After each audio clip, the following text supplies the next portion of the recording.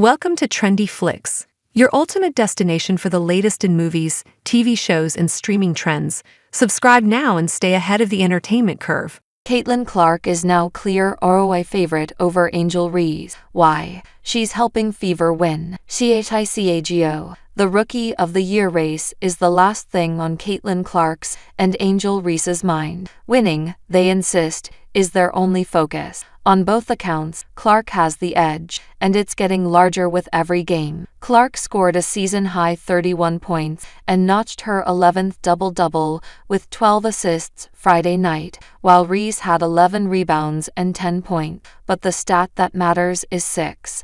As in the spot the Indiana Fever moved up to in the 8-team playoff race with their 100-81 rout, leapfrogging the Phoenix Mercury. Chicago remains 8th in the standings, but after 5 losses in a row and problems almost everywhere on the floor, the sky spot is precarious. We don't wake up and think about individual awards. I know that's what all of you think we do. We don't, Clark said before the game. That's what everybody wants to make this about, but both of our teams are competing for playoff spots. That's our main focus. Our focus is on winning basketball games. It's as simple as that, Clark added. It's winning basketball game. Like Magic and Bird before them, Clark and Reese are forever linked, first by their rivalry in college. Reese and LSU beat Clark and Iowa for the national title in 2023. Clark's Hawkeyes knocked Reese and LSU out of the tournament on their way to the championship game this year, and now by their Wnba careers. Though Reese was drafted 7th, 6 spots behind Clark,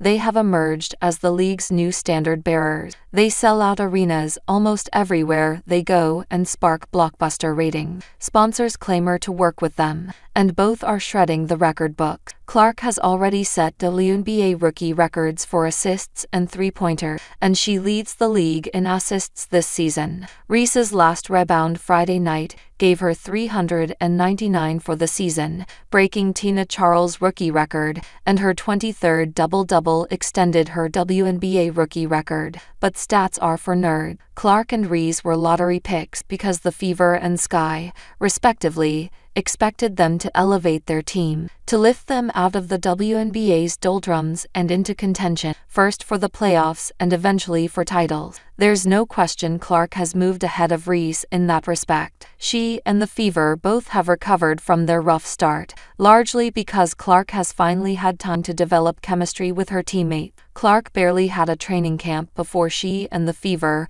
were thrown into the meat grinder portion of their schedule. Anyone who's ever played basketball, or actually watched it, knows that a point guard, even one as gifted as Clark, can't just whip the ball around the court. They need to know what their teammates' tendencies are, everything from who likes the ball, where to who can handle a rocket of a pass. Until that happens, there are going to be miscues, lots of them. The Fever began the season 1-8, and Clark had 15 games with 6 or more turnovers before the Olympic break. She also struggled with her own shot, shooting better than 50% just twice in the first month of the season. But Clark and the Fever gradually figured it out. Clark has scored in double figures in every game since June 16, and has had a double or triple-double 10 times. The Olympic break also helped, allowing the Fever to have what was effectively a second training camp. The difference is obvious. Indiana has won 3 in a row, and 5 of its last 6. On Friday night, the Fever had assists on 26 of their 32 field goals. They had 11 turnovers, and Chicago got just 5.